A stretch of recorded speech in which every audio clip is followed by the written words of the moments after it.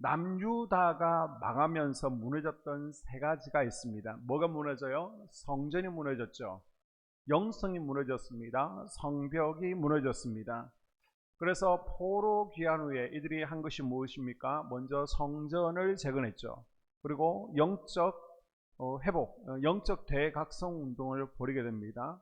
그리고 성벽을 재건하게 되죠. 하나님께서는요, 이들을 회복시키시고 부흥을 주셨습니다. 아멘. 이 내용이요, 에스라, 느헤미야 그리고 학개스가랴에 잘 기록되어 있습니다.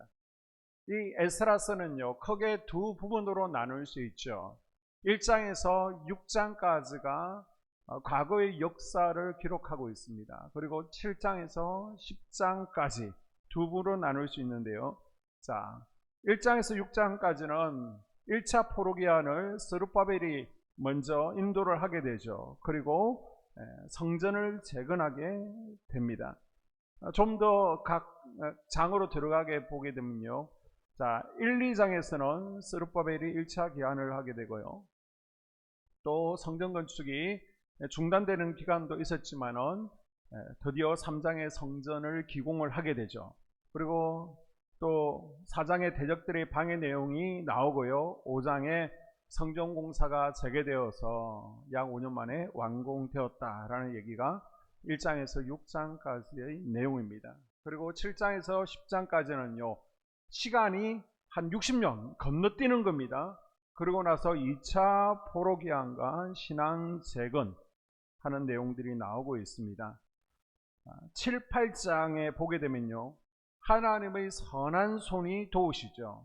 그래서 에스라는 하나님께서 말하지 않아도 도우시고 왕에게 구하는 것들은 다 얻게 됩니다. 그래서 포로기한할 때 완벽하게 준비되어 있습니다. 그러나 방심하지 않고요. 다 준비되었다 하지만 우리 아와 강가에 모여서 함께 금식하며 기도하자. 그래서 금식 기도하고 믿음으로 4개월간 사막을 건너오게 되죠. 그때 많은 대적들이 이들이 가지고 있는 은과 금을 노렸지만 하나님께서 지켜주심으로 대적들이 머리카락 하나 건들지 못했다라는 것이 7장과 8장의 내용이었습니다.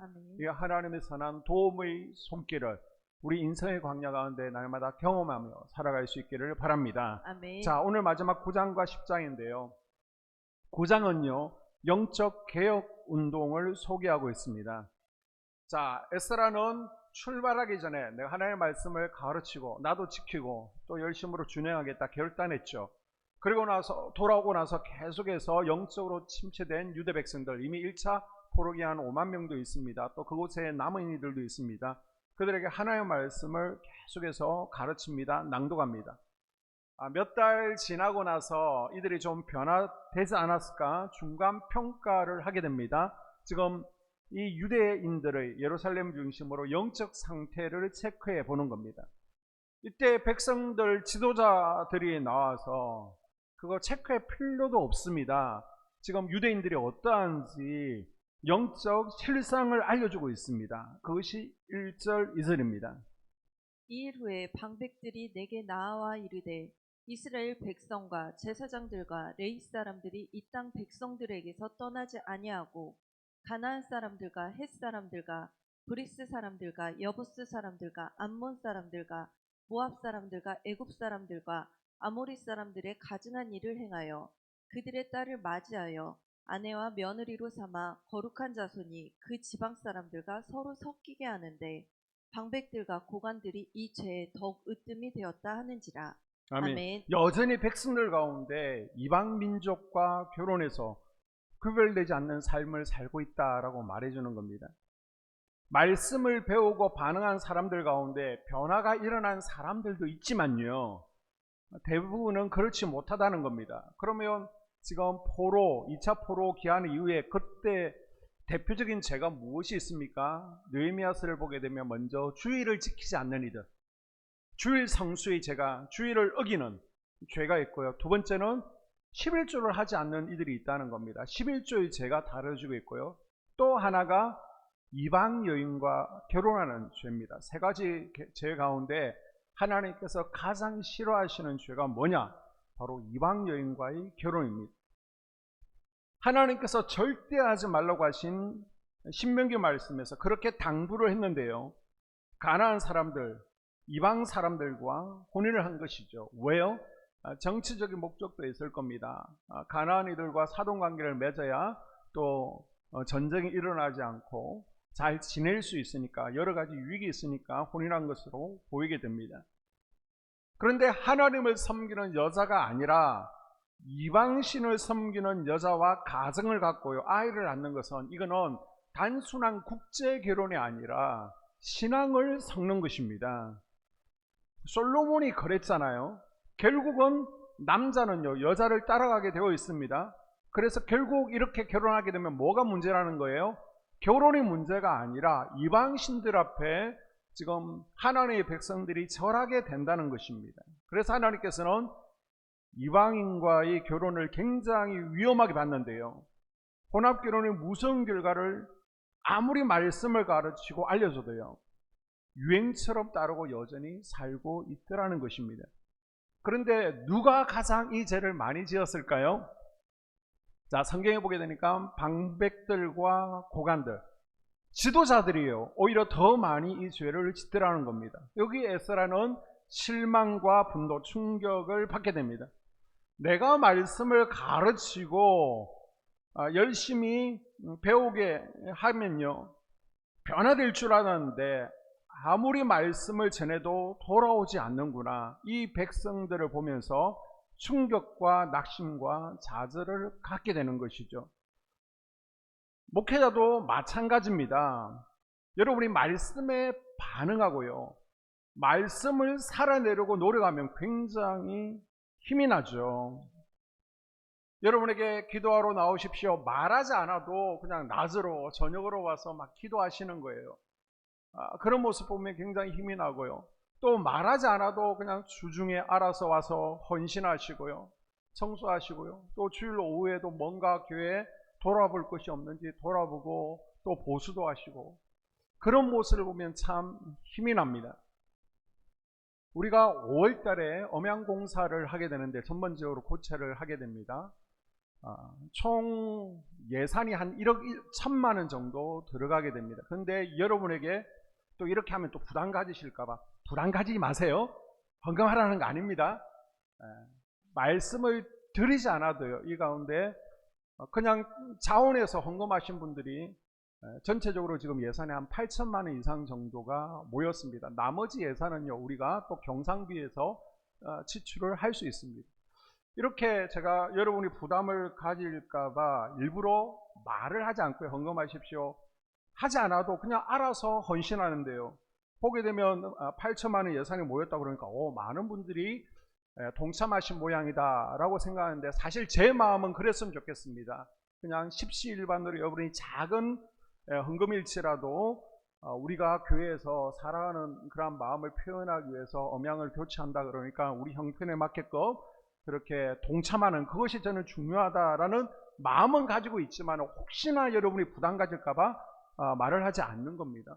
그런데 보게 되면요, 말씀을 드리지 않아도 몇 분이 알아서 헌신을 합니다. 제가 보면 여러분이 이제 형편 다 알잖아요. 그런데 이렇게 헌신할 수 없을 것 같은데, 이러면 분명히 가정 경제에 부담이 될 것 같은데 라고 생각하는데요, 사실 그 예산이 지금 모인 것은 우리가 전체적으로 헌신한 것이 아니라 몇 분이 집중해서 헌신한 것을 볼 수 있습니다. 굉장히 감동이죠. 감사하죠. 반대로 언제 힘이 빠지느냐, 아무리 말씀을 가르쳐도요, 소기의 경읽기 같아 변화가 일어나지 않는 겁니다. 야, 이 정도 가르쳤으면 이제 이 죄는 끊어버릴 때 되지 않았어? 야, 이쯤이면 이제는 좀 행동 가운데 변화되지 않을까? 권사님 정도 되면요, 이렇게 본을 보여주셔야 됩니다 라고 말씀을 드려도 전혀 안 되는 겁니다. 예수님께서 말씀에 반응하지 않는 바리새인들을 향해서 피를 불어도 춤추지 않는 완악한 백성이다 라고 했습니다. 에스라는요, 그런 모습을 보면서 너무 기가 막혀서 옷을 찢고 머리털과 수염을 뜯습니다. 3절 볼까요? 내가 이 일을 듣고 속옷과 겉옷을 찢고 머리털과 수염을 뜯으며 기가 막혀 앉으니. 아멘. 야, 느헤미야를 보게 되면요, 에스라하고 좀 다른 모습이 있죠. 느헤미야는 어떻게 해요? 느헤미야는 이런 똑같은 죄를 범하고 있잖아요. 세 가지 대표적인 죄. 11조 주일 성수 이방인과의 결혼. 그랬을 때 너 일로 와 그래가지고 막 머리털을 뽑아버립니다. 어디 11조 안에, 어디 주일 성수 안에, 어디 이방인과 결혼해 그러면서 막 옷을 찢어버리고 머리털을 뽑아버렸습니다. 수염을 당겼습니다. 느헤미야의 성격은 그랬고요. 그런데 에스라는 어떻게 해요? 자기 옷을 찢습니다. 자기 머리털과 수염을 떴죠. 야, 이 정도 열정이 있으니까 쓰임 받기는 받는 것 같아요. 그런데 느헤미야하고 에스라는 이런 정반대의 성격을 가지고 있다. 이렇게 계속 죄를 짓고요, 타락하고 아무렇지 않게 하나님께서 원하지 않는 일을 계속하면 에스라가 생각할 때, 하나님께서 또다시 벌을 내리실 것인데, 우리가 예전처럼 다시 누군가의 포로로 잡혀가게 될 것인데, 아니면 나라가 망하든지 비참한 역사를 반복하게 될 것인데, 하나님의 진노와 징계가 임하기 전에 이 하나님의 징계를 끊을 수 있는 방법이 무엇인가 에스라가 생각하게 됩니다. 그래서 에스라는요, 하나님 앞에 나와서 중보 기도를 시작합니다. 자, 5절 이하에 보게 되면, 저녁 제사를 드릴 때에 내가 근심 중에 일어나서 속옷과 겉옷을 찢은 채 무릎을 꿇고 나의 하나님 여호와를 향하여 손을 들고 말하기를, 나의 하나님이여, 내가 부끄럽고 낯이 뜨거워서 감히 나의 하나님을 향하여 얼굴을 들지 못하오니, 이는 우리 죄악이 많아 정수리에 넘치고 우리 허물이 커서 하늘에 미침이니이다. 아멘. 자, 무릎 꿇고 손을 들고, 이게 무슨 말입니까? 기도했다는 겁니다. 아멘. 에스라는요, 마음만 먹으면 페르시아의 왕이요, 행정력과 군사력 다 줬잖아요. 왕에게 위임받은 권력을 가지고 얼마든지 질서를 세울 수 있는 사람입니다. 지금 그 뒤에 아닥사스다의 권세가 있습니다. 그래서 누가 주일 빼먹어? 일로 와. 너 사형. 누가 국제결혼해? 너 일로 와. 이혼해. 그런데요, 절박한 상황 가운데 에스라는 세상의 무기가 아니라 그냥 하나님 앞에 나아가서 손을 듭니다. 자, 무릎 꿇고 손을 들었다는 건 뭐예요? 죄를 자복하는 것입니다. 손을 드는 것은 인간의 나약한 모습을 고백하고 있는 것입니다. 9절 이하에 보게 되면, 우리가 비록 노예가 되었사오나 우리 하나님이 우리를 그 종살이하는 중에 버려두지 아니하시고 바사 왕들 앞에서 우리가 불쌍히 여김을 잊고 소생하여 우리 하나님의 성전을 세우게 하시며 그 무너진 것을 수리하게 하시며 유다와 예루살렘에서 우리에게 울타리를 주셨나이다. 우리 하나님이여, 이렇게 하신 후에도 우리가 주의 계명을 저버렸사오니 이제 무슨 말씀을 하오리이까. 아멘. 아멘. 자, 이 기도문을 보게 되면요, 가장 많이 등장하는 단어가 무엇일까요? 표시가 되어 있는데 다른 색깔, 우리라는 단어입니다. 에스라의 9장 기도문 가운데 27번이 나오고 있습니다. 우리가 타락해서 하나님의 벌을 받아 남의 포로가 되어지고 종살이했을 때 하나님께서 긍휼히 여기셔서 나라를 되찾게 주셨습니다. 무너진 성전을 다시 짓게 하시고 다시 자유를 주셨습니다. 그런데 우리는 하나님의 은혜에 부응하지 못하고요, 하나님을 거역해서 우리는 다시 죄를 지었습니다. 하나님, 우리는 지금 이렇게 연약합니다. 늘 우리는 죄에 눌려 있습니다. 이렇게 기도하고 있는 거예요. 그런데 사실 에스라는요, 이런 혼합 결혼의 죄, 주일 성수, 11조 이런 죄를 이런 것과는 관계없는 사람입니다. 아니, 에스라가 무슨 죄를 지었습니까? 죄와 전혀 관계가 없습니다. 에스라는 굳이 우리라는 단어를 사용하지 않아도 됩니다. 하나님, 저들이 주를 성수하지 않았고요, 저들이 죄를 지었습니다. 저들이 타락하고 범죄하고 저들이 거역하고 저들이 하나님 마음을 아프게 했습니다.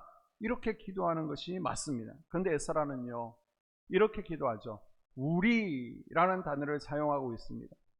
비록 나는 저 백성들처럼 생활하지 않고 저들처럼 죄를 지은 것은 아니지만 나도 저들처럼, 우리라는 표현을 쓰면서 나도 하나님 앞에 죄인입니다. 백성들의 죄가 바로 내 죄입니다 라고 생각한 것입니다. 어떻게 이런 표현을 할 수 있습니까? 이것은요, 지금 예루살렘 동족들을 내 몸처럼, 내 가족처럼 사랑하기 때문입니다. 아멘. 너는 너, 나는 나. 이게 아니라요, 너희 문제가 내 문제이고 너희 아픔이 나의 아픔이고 너희 고통이 내 고통이라고 생각하기 때문에 너희들이 이렇게 기도하는 것이 아니라 너희 문제가 나의 문제고 나는 너희의 사람이기 때문에 굳이 회개 기도를 드릴 때에도 저들, 너희 이런 표현을 쓰는 것이 아니라 우리라는 단어를 쓰고 있는 것입니다. 사랑하기 때문에 이런 표현이 나오는 것이죠. 하나님께서는요, 에스라의 기도를 들으시고 감동하셨습니다. 자, 왜입니까? 바로 사랑의 마음으로 기도를 드렸기 때문입니다. 아멘. 우리 부모가요, 자녀를 위해서 기도하면요, 하나님께서 잘 들어주십니다. 왜요? 사랑의 마음을 쏟기 때문입니다. 아멘. 자, 이런 대표적인 중보기도자, 그러면 아브라함의 중보기도가 있죠. 그리고 아브라함은요, 소돔 고모라를 위해서 중보기도를 드렸습니다. 모세도 그랬습니다. 백성들이 출애굽기를 보게 되면 금송아지를 시내산 아래에서 만들자 하나님께서 화가 났죠. 제일 싫어한 게 뭐라고요? 우상 숭배. 그래서 다 죽여버리겠다라고 합니다. 그랬더니 모세가 백성들 앞에 가로막고 서서 대신 나를 죽여달라 기도하는 내용이 나오고 있지 않습니까? 우리가 중보기도할 때 사랑의 마음을 담는 것이 중요하고요. 아멘. 특별히 이제 치유기도에서 중요한 것이 무엇일까요? 바로 동화라는 것입니다. 동화. 한마음 되는 거예요. 한마음 되는 거. 한마음이 안 되면 기름 부으심이 잘 흘러가지 않는다라고 말씀을 드렸죠. 그래서 우리 권사님이 아파요 라고 그러면 권사님이 얼마나 아프실까? 권사님들의 고통이 내 고통처럼 느껴져야 되는 겁니다. 한 마음으로 기도했을 때 하나님께서요, 우리 권사님들의 진짜 통성이 내가 아픈 것처럼 느껴지게 하시는 분들이 있습니다. 이걸 이제 체휼이라고 그러죠. 체휼. 똑같이 느껴지는 겁니다. 그래서 권사님이 말하지 않아도 지금 권사님이 어느 부분이 아프구나 본인도 모를 수 있습니다. 근데 하나님께서 체휼, 느끼게 어디가 아픈지 느끼게 해주시는 것이죠. 권사님의 통증을 느낄 때 와, 이만큼 아프시구나, 참 힘드시겠구나, 그래서 더 간절히 기도를 해드릴 수 있게 되는 것입니다. 그래서 우리 권사님들이 목사님 무릎이 너무 아파요, 아니면 허리가 너무 아파요 그러면 저는 그 말을 들을 때 너무 속상하고요, 너무 안타깝습니다. 그래서 하나님 제발 좀 낫게 해주세요. 차라리 제가 대신 아파도 좋습니다. 이 통증이 제게 와도 좋으니까 하나님 제발 낫게 해주세요 라고 기도하면 하나님께서 그래? 그러면서 한 번씩 아프게 하시는 경우도 있습니다. 그래도 그런 마음으로 기도하는 것이 중요하다는 것입니다. 여러분, 속견에서 문제 있는 분, 아프신 분들을 위해 함께 기도할 때 속정원의 문제가 내 문제입니다. 속정원의 기도, 아픔이 내 기도 제목, 내 아픔입니다. 동화가 되어야 됩니다. 아멘. 교회 내 형제 자매의 아픔이 내 아픔입니다. 아멘. 교회의 기도 제목이 내 기도 제목입니다. 아멘. 이런 마음으로 기도할 때 하나님께서 우리 기도에 불로 응답하실 줄로 믿습니다. 아멘. 자, 이스라엘의 죄 앞에서 에스라의 애통은요, 거의 절망에 가까웠습니다. 절박할 때, 야, 이제 더 이상 우리가 이렇게 가면 안 되는데, 그런 순간에 모세처럼 중보 기도의 자리로 나아갑니다. 그게 9장의 내용이에요. 자, 그리고 나서 10장에 보게 되면 하나님께서 에스라에게 어떻게 기도에 응답하셨는지를 보여주고 있습니다. 하나님께서 에스라의 기도에 응답하셔서 예루살렘 땅에 어떤 변화가 일어나는지 한번 1절을 보겠습니다. 에스라가 하나님의 성전 앞에 엎드려 울며 기도하여 죄를 자복할 때에 많은 백성이 크게 통곡하매 이스라엘 중에서 백성의 남녀와 어린아이의 큰 무리가 그 앞에 모인지라. 아멘. 세상의 방법이 아니라 사랑의 마음으로 에스라가 기도의 자리로 나아갔을 때 하나님께서 백성들의 닫힌 마음을 이렇게 열어주시죠. 아멘. 그래서 하나님 말씀 앞에 뜨는 자들이 에스라 앞으로, 성전 앞으로 하나 둘 모이고 있습니다. 아멘. 그때가 우기예요. 비가 많이 올 때입니다. 그런데 예루살렘에 저 멀리서 오려고 그러면 만만치가 않습니다. 함께 모여 집회하는데 어려움이 있었지만은 이들이 하나 둘 모여들기 시작합니다. 좀처럼 변하지 않던 예루살렘 성도들이요, 지도자 에스라 앞에 통회하고 자백하고 깨닫고 울며 기도합니다. 야, 우리가 잘못 살았구나. 성전으로요, 회개하러 모이기를 시작합니다. 아멘. 그러면서 너나 할 거 없이 가슴을 치며 하나님, 제가 죄인입니다. 제가 죄를 지었습니다. 용서해 주세요. 죄를 고백하고 하나님 앞에 엎드리기 시작합니다. 아멘. 이런 절망 가운데요, 에스라에게 힘을 실어주는 한 사람이 있었습니다. 바로 여의 아들 스가냐라는 사람입니다. 4절 볼까요?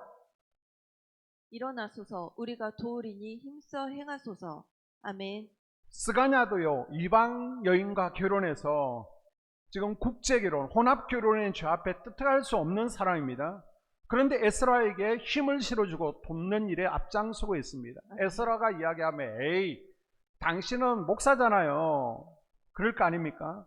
이때 평신도 가운데 지금 스가냐라는 한 명이 일어나서, 우리가 지금 이방 여인과 혼합결혼한 거 죄입니다. 이 죄를 끊어버리고 하나님 뜻에 어긋난 것에 대해서 과감하게 정리합시다.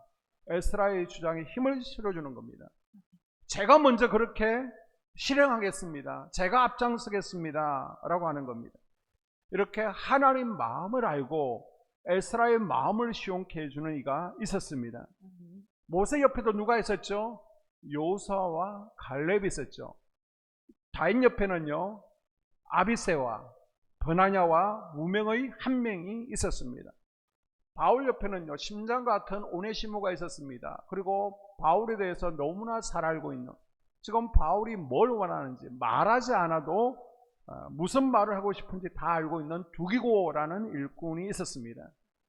우리 한소만 교회도요, 목사의 마음을 시원케 해주는 분들이 계시잖아요. 그래서 목사가 뭘 원하는지 말하지 않아도 알아서 척척해 주시고요. 그래서 얼마나 감사한지 모릅니다. 이 스가냐가 백성들 앞에 앞장서 주니까요, 에스라가 말하기가 너무 쉬운 겁니다. 그래서 백성들을 모아놓고 먼저 스가냐가 내가 죄를 끊어버리겠습니다. 내가 먼저 몸을 보이겠습니다. 라고 하니까 에스라가 이제 우리 죄를 잡아갑시다.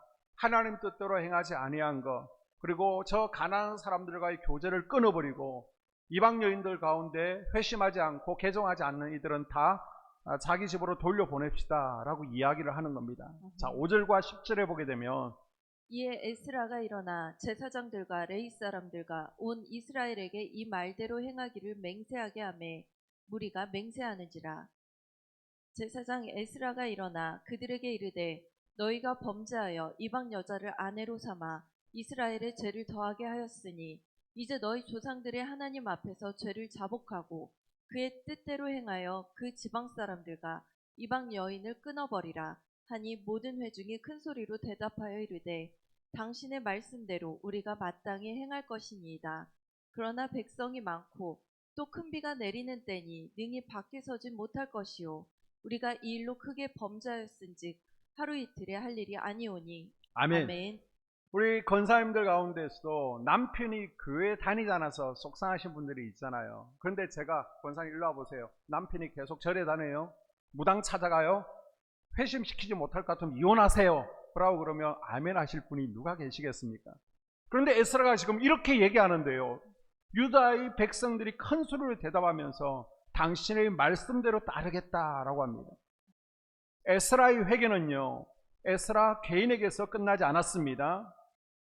백성들이 다 모여와서 에스라의 회개에 동참하죠. 아멘. 많은 백성들이요, 죄 앞에 통곡합니다. 아멘. 이 회개라는 것은요, 죄를 깨닫고 부끄러워하는 것에서부터 시작되어집니다. 그리고 하나님의 은혜를 믿고 다시 한번 하나님 앞에 죄를 고백하는 것이죠. 다시는 죄를 짓지 않겠습니다. 회개한다고 하나님께서 또 용서해 주시는 것이 아니라고 분명히 말씀드렸습니다. 우리가 예수 그리스도 앞에 서는 순간 과거, 현재, 미래의 모든 죄는 사함을 받았습니다. 그러면 지금 회개하는 건 뭐예요?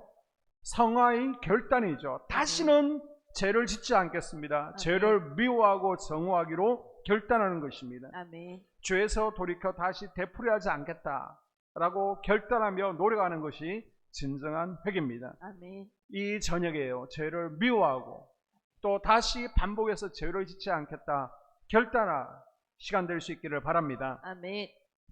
에스라를 통해서 종교개혁을 하면서 가장 먼저 손을 대었던 게 이방 여자와 결혼한 남자들을 처리하는 것이었습니다. 자, 유대인들의 세 가지 가운데 하나님께서 가장 큰 죄로 여기는 것, 가장 싫어하는 게 혼합 결혼이다 라고 말씀드렸습니다. 그래서 실제 조사를 쭉 해보는 거예요. 그러면 우리가 생각할 때 아니 너무한 거 아닙니까? 이미 결혼했는데 올 가정의 달을 맞이하여 가정을 깨야 되는 겁니까? 이게 아니라요. 이방 여자와 결혼한 남자들을 쭉 조사해가지고 라합처럼 하나님을 믿게 할 수 있잖아요. 그런데 도저히 개종하지 않아. 그러면 돌려보내고 하나님 앞에 신앙의 순수성을 다시 회복시키는 것으로 에스라의 이야기는 끝이 납니다. 변화를 위해서는요, 대가가 필요한 것이죠. 이스라엘 민족이 신앙의 순수성을 회복하기 위해서, 오직 여호와 신앙을 회복하기 위해서는요, 개종하지 않는 이방 여인들과는 헤어져야만 했습니다. 인간적으로 너무하다라고 생각할 수 있지만요, 하나님께서는 유대 백성들이 여자들의 이방 여인들의 꿰매 빠져서 우상 앞에 절하는 것 너무 뻔한 겁니다. 하나님 다 보이는 겁니다. 그래서 이게 너무너무 싫었던 것입니다. 우리 인생 가운데 여러분, 죄를 죄로 생각하지 않는 것, 가볍게 생각하는 것, 이게 큰 문제입니다. 그래서 우리가 이런 아픔을 겪지 않기 위해서는요, 죄는 모양이라도 버리는 삶을 살아야 됩니다. 아멘. 죄는요, 상처를 남깁니다. 죄를 깨끗이 정리하려면요, 큰 희생과 대가를 지불해야 되는 것입니다. 그래서 10장 뒷부분에 보게 되면 18절부터 44절까지 이름이 쭉 나오고 있습니다. 아니, 성경에 기록할 것도 얼마나 많은데요, 들어봐도 알지도 못하는 이름들이 왜 쭉 나옵니까? 이 이름은요, 조금 전에 말씀드린 이방 여자와 결혼해서 죄를 지었던 유대 남자들의 명단입니다. 18절에서 44절을 세어보게 되면요, 113명이 나오고 있습니다. 전체인지는 모르겠지만 일단 성경에는 113명이 나오고 있습니다. 유대인들이 예루살렘이 귀환할 때 1차 포로 귀환자가 5만 명 정도 되었죠. 2차가 다 모아서 한 5천 명 정도 되었습니다. 그리고 원래 예루살렘에서 포로로 끌려가지 않은 유대인들도 있었잖아요. 그러면 최소한 7만, 8만 정도라고 보게 되면 그들 가운데 지금 국제 결혼을 해서 신앙의 순수성을 잃어버린 큰 죄를 지은 애들은요, 113명. 몇 프로 됩니까? 0.6% 정도밖에 되지 않습니다. 우리 성도들 가운데 0.1명, 한 명도 아닙니다. 0.1명이 지금 죄를 지었는데 교회의 전체 죄로 지금 보고 있는 것과 같은 것입니다. 그래서 에스라가 지금 너희들이 죄를 지어서 질책하고 회개해야 된다라고 말했던 죄를 지은 이들이 전체적으로 보게 되면요, 굉장히 소수였습니다. 0.2%밖에 되지 않습니다. 113명 이런 죄를 지었습니다. 굉장히 미미한 숫자입니다. 그런데 왜 에스라와 하나님은요, 이 혼합 결혼의 죄를 마치 유대인들이 다 지은 죄처럼 작은 수가 지은 죄를 전체의 죄처럼 매도하고 있는 것입니까? 여기서 우리에게 경각심을 불러일으키는 겁니다. 뭐요? 죄는 아무리 작아도 죄라는 것입니다. 아멘. 따라해볼까요? 죄는 아무리 작아도 죄입니다. 죄는 아무리 작아도 죄입니다. 죄는요, 아무리 작아도 그 씨앗이 결국 큰 파장을 불러온다는 겁니다. 여러분, 맑은 물이 있지만 그 맑은 물에 검정색 잉크 한 방울 떨어뜨려 보십시오. 다 검정게 되어 있습니다. 우리 속담에도요, 미꾸라지 한 마리가 온 물을 흘리고 작은 불씨 하나가 큰 산불을 일으키는 것, 여러분의 삶 가운데 너무 많이 보지 않습니까? 우리가 코로나로요 3년 이상 고생을 했습니다. 전 세계가 고생했어요.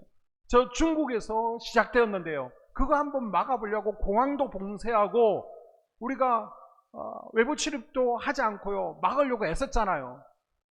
그런데 한 명에서 시작되니까 여러분 한 번이 아니라 두 번, 세 번 걸리신 분도 있을 거거든요.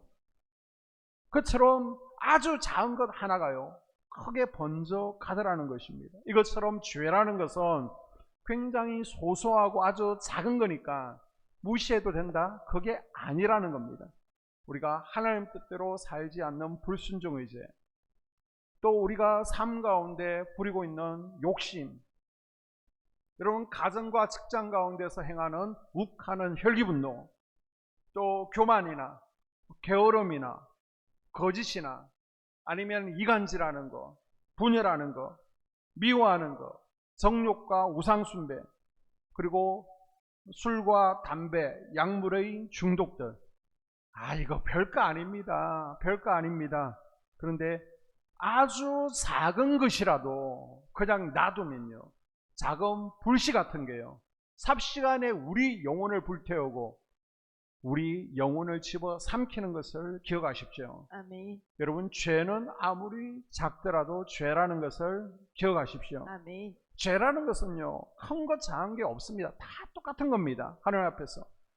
그 죄의 불씨를요 십자가 앞에서 우리는 없애버려야 됩니다. 아멘. 그래서 이 저녁에도 내 심령을 말씀의 거울에 비춰보면서 혹시 죄의 불씨가 남아있지는 않은지, 그래서 늘 그 죄를 미워하고 정오하고 끊어버리고, 그래서 우리가 더 하나님께서 기뻐하시는 삶을 살고자 결단하고 영적 습관을 길러가는 우리가 될 수 있기를 주의 이름으로 축복합니다. 아멘. 기도하겠습니다.